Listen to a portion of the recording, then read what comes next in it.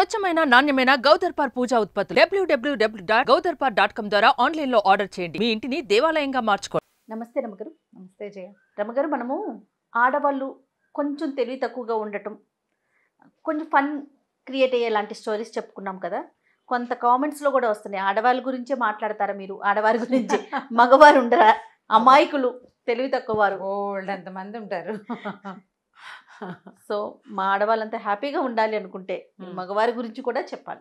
అలాగే బోల్డ్ అని చెప్తుంటాం, కథల్లో కనపడుతుంటాయి అమాయకపు భర్తలు, వాళ్ళ కథలు, అమాయకపు భర్తలు కనిపిస్తారు. చిన్న కథ చెప్తాం, పిల్లలకి చెప్పడానికి చాలా సరదాగా ఉంటుంది. ఒక ఊళ్ళో ఒక వెంగళప్ప అని ఒక ఆయన ఉన్నాడు. ఆయన కొంచెం అమాయకుడు పాపం. సరే, భార్య ఎట్లా కొట్లా ఆయనతో మేనేజ్ చేసుకుంది. ఆవిడ కొంచెం తెలివిగలది, కాస్త చుట్టుపక్కల వాళ్ళ సహాయంతో. పల్లెటూళ్ళల్లో ఏముంది, చుట్టుపక్కల వీడు కొంచెం అమాయకుడు కదా అని కాస్త ఏమైనా పని సాయం అది ఆవిడికి చేసి పెట్టేవాడు.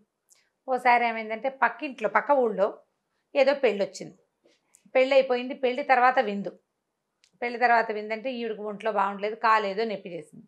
నేను నడిచి అంత దూరం రాలేను, నువ్వు ఒక్కడవే జాగ్రత్తగా వెళ్ళిరమ్మని ఈ వెంగళప్ప గారిని జాగ్రత్తగా భార్య పంపించింది. ఈయన అక్కడికి వెళ్ళాడు. వెళ్తే సరే ఏమైంది, ఎక్కువ మంది వీళ్ళు లేరు, అంటే అతిథులు ఎక్కువ మంది లేరు, ఓ 8-10 మందే ఉన్నారు.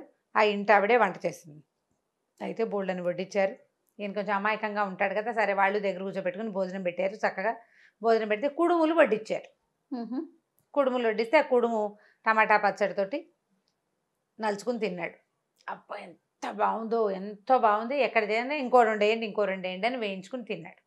చాలా బాగున్నాయి, కమ్మగా, ఎంత కమ్మగా ఉందో అని. వీటి పేరేమిటి అని అడిగాడు. ఇవి కుడుములండి అని చెప్పారు. సరే, అప్పుడు ఈయన ఏమనుకున్నాడు, ఇంటికి వెళ్ళి భార్యతోటి రేపొద్దునైనా వండించుకుని తినాలి. మళ్ళీ వాళ్ళ ఇంట్లో 4-5 తిన్నాడు. అంతకంటే ఏం తింటాడు, అన్నం బదులు కుడుములే తింటే బాగుండదని ఆ మాత్రం తెలివితేటలున్నాయి ఆయనకి. సరే, ఏం చేశాడు, ఆ కుడుములు అని పేరు తెలియదు, ఎప్పుడు వినలా, పదే అనుకుంటే బాగా గుర్తుంటుందని వచ్చేటప్పుడు సాయంకాలం దాకా కూర్చున్నాడు. సాయంత్రం ఏదో టీయో కాఫీయో పెట్టారు, అవి ఇచ్చారు, తాగాడు. అమ్మాయి, పొద్దున్న ఒక వంటకం వడ్డించావు, బాగుందన్నాను కదా, తెల్లగా గుండుగా ఉంది, దాని పేరేమిటి అని అడిగాడు. ఆవిడ కుడుములు అని చెప్పింది. సరే అని గుణించుకుంటూ అదే పాట, కుడుములు అని నడుచుకుంటూ ఇంటికి వచ్చాడు. ఈ మధ్యదారిలోకి వచ్చాక ఏమైంది, ఒక చిన్న కాల వచ్చింది. వచ్చేసరికల్లా అది దాటపోయేసరికల్లా దాటేటప్పుడు ఏమైంది, ఈయన సంకలో చిన్న చేతి సంచి పుచ్చుకెళ్ళాడు. ఆ ఊరు వెళ్ళేటప్పుడు అది కాస్త పడిపోయింది నీళ్ళల్లో. అది నీళ్ళలో పడేటప్పుడు ఏమైంది, డుబుక్కుమని శబ్దమైంది. ఈ కుడుము పోయి డుబుక్కు పట్టిందనమాట ఈయనకి. డుబుక్కు అనుకుంటూ ఇంటికి వచ్చాడు. అక్కడి నుంచి వాళ్ళ ఆవిడ అడిగింది, ఏమయ్యా బాగా చేశారా ఫంక్షన్, అది పిల్లాడు బాగున్నారా, ఎంతమంది వచ్చారు అంటే, ఉండు అదంతా కాదే, అక్కడ ఒకటి తిన్నాను, చాలా బాగున్నాయి, అది చేసి పెట్టవే అన్నాడు. అలాగే ఇలా ఏమిటంటే డుబుక్కు అని చెప్పాడు. డుబుక్కులు అన్నాడు. అదేం వంటకం, నేను ఎప్పుడు వినలేదే అని. కాదు, చక్కగా ఉన్నాయి, ఎంత బాగున్నాయో. ఇప్పుడు అది ఎలా ఉందో మర్చిపోయాడు అతను.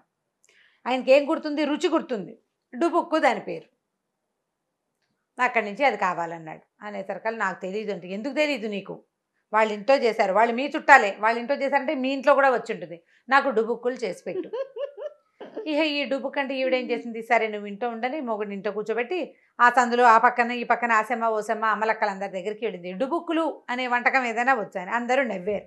డుబుక్కులు ఏమిటే నీ మొహంలాగా అంటే, ఏమో మా ఆయన అక్కడ తినొచ్చాడు, దాంతో అయింది. ఈ లోపల ఏమైంది, బయట కూర్చుని ఉన్నాడు కదా ఇంట్లో, మెల్లిగా నిద్ర పట్టింది, పడుకున్నాడు, నిద్రపోయాడు. సరే, ఇంటికి వచ్చేస్తే భర్త నిద్రపోతున్నాడు.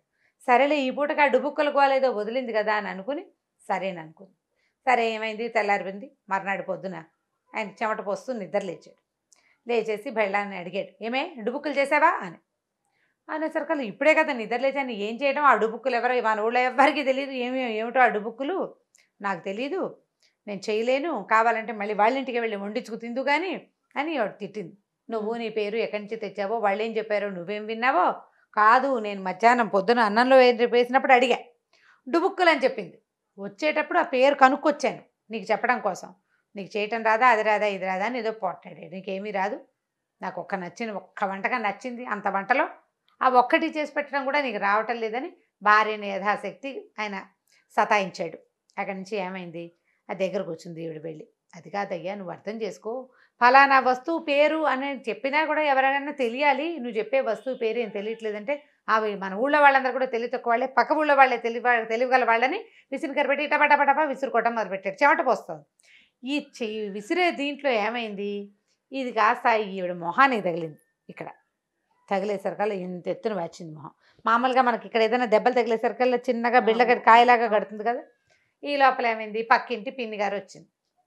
ఏమిటే రచ్చ, ఏమిటో మీ ఆయన గోల్ట, ఏం జరిగింది అంటే, ఏమిటో పిన్ని డుబుక్కుల్ట, అవి ఏమిటో చేసి పెట్టమంటాడు. సాయంకాలం అంతా గోల, పడుకుని నిద్రపోయాడు. తెల్లారిన దగ్గర నుంచి ఇక పాలు తీసుకొనివ్వడు, వంట చేసుకొనివ్వడు, ఆ డుబుక్కులు చేసి పెట్టు అని చంపు తినేస్తున్నాడు అనేసరికల్లా ఈ లోపల ఏమైంది, ఆవిడ బాగా దగ్గరకు వచ్చి పరకాయని చూస్తే, అదేమిటి అంత కుడుం కట్టింది మొహం మీద అని అడిగింది. అడిగేది డుబుక్కులు కాదు కుడువులు అని అడిగింది. అందరూ నవ్వారు అక్కడ పక్కింటి వాళ్ళు. ఓరి నీ దుంపదేగా, నువ్వు నిన్న విన్న పేరు ఇవాళకి నీకు గుర్తులేదు, కుడుములకు పోయి డుబుక్కులు అంటున్నావా అని అందరూ ఎక్కిరిచ్చారు. సరే ఆవిడేం చేసింది, ఇంతే కదా కుడుములకి ఏముంది, కాస్త బియ్యప్రభ పోస్తే కుడుములు నేను చేసి పెడతాలే అని సాయంకాలానికి కుడుములు చేసి పెట్టేసింది అనమాట. కుడుములు తినేసి ఆనందంగా ఉన్నాడు ఆయన.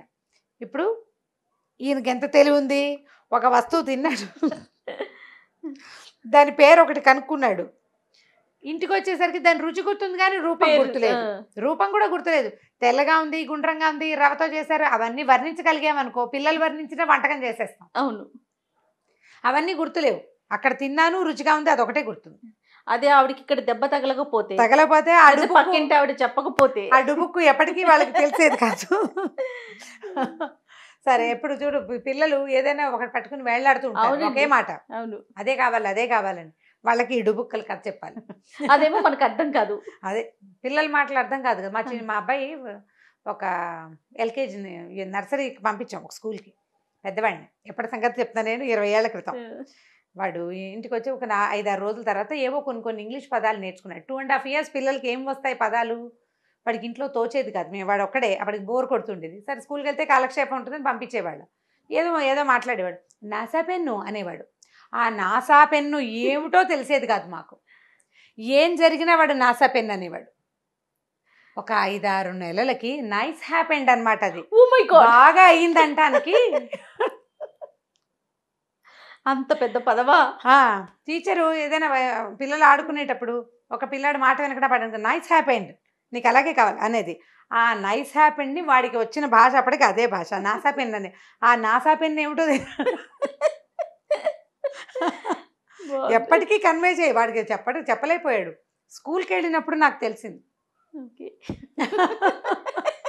చాలా మంది పిల్లల దగ్గర ఈ అనుభవాలు ఉంటాయి.